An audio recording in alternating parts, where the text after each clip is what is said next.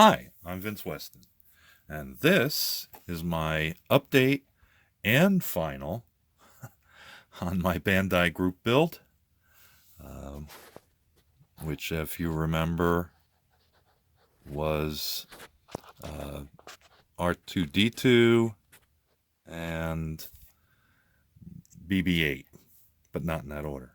I'll have the reveal in 1 second. One thing I just wanted to mention was that engineering in these two was really outstanding, but the tolerances were unbelievable. I mean, I've never seen a kit before that was that tight. You know, it made putting some of the parts together a challenge, to say the least, especially with my big old monster fingers, broken as they may be. With that said, we'll have our little reveal here. Let's see if I can zoom in a little. And what we'll do, I meant to say that when I started to see all the tools and everything these guys had, I couldn't just do, you know, something like that of the two of them just standing there. So that's where Droids Gone Wild came from. Okay, now back to your regular show. Because, of course, they are kind of small. Um, and oh, that's a little too close. So this is what I'm calling droids on the loose, or don't leave your droids unattended. Um, let's see. BB-8 is in the instructions as the first one to build, so that's what I did with him in particular. And got him together, and then I built R2, and boy, there's a lot. I mean, BB-8's head, I believe there's 22 parts to. R2's head is nothing less. There's like 12 pieces to the leg, each leg, but yeah, it was a bit of a challenge.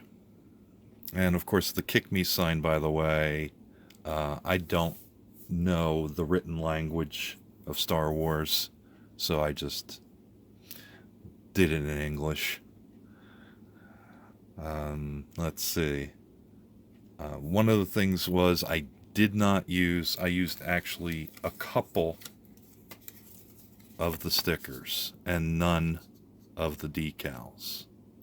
And mostly those were the colored circles and the background blue.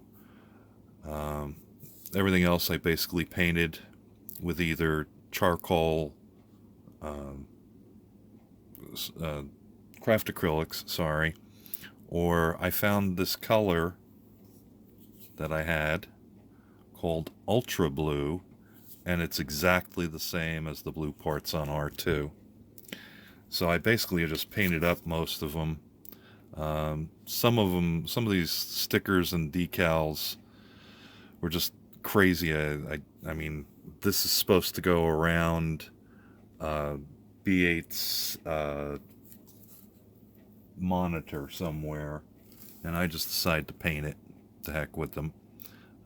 Similar with these, are supposed to go around a couple of R2's parts. It was much easier to paint them. So basically, I've got a complete decal and decal set and most of the stickers. So let me see. Once I got, these guys are really one of the great adventures I had was I brought them out of the dungeon to show my wife and daughter, and of course when I was bringing them down to shoot this video again, I dropped them. And of course I broke parts. And R2 came completely apart. But I'll try and do this. I put black wash on him. Here's one of the spots where I actually painted. And also, here's his back. Try not to... Down here was another spot where decal stickers were supposed to go, so I painted that. I also painted that one. So you can see the color is pretty close match. And then, like I said, I did black wash on a lot of them to make the panels stand out.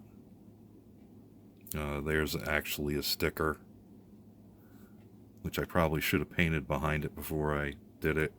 This was actually supposed to be a sticker, and I painted it instead. I used oh boy, I can't even say it now. Moloto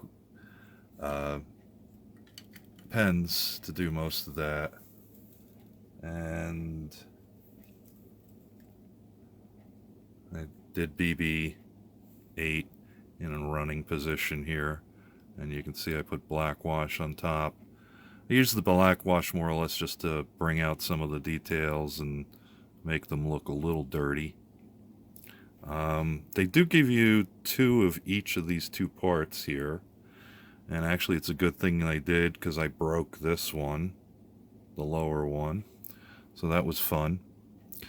So at least I had an extra one. So, and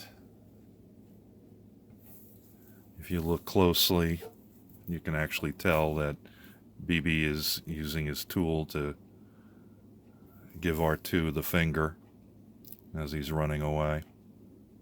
It's the only finger he's got, I guess. So, okay, so that's the end of that nightmare. It's now time to move on to the eggplane group build. And maybe sometime in the next month, maybe I'll finally get my update video out on the Rotodyne. It's been sitting in a box for about a month now. So, because I had to work on these. So let me see if I can get a little closer. And give you a little bit better shot. Okay. R2's got every tool.